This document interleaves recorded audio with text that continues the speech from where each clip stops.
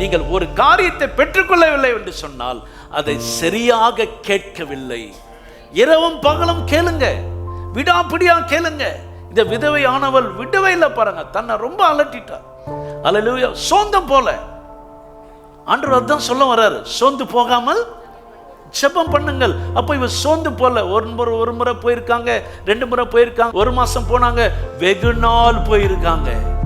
அல்லேலூயா. சோர்ந்து போகாமல் கூப்பிடுகிறவர்கள் ஆகிய நம்மேல் தெரிந்து கொள்ளப்பட்ட விஷயத்தில் நீடிய பொறுமையா இருந்து அவர்களுக்கு கர்த்தர் உங்களுக்கு நியாயத்தை செய்வாராக.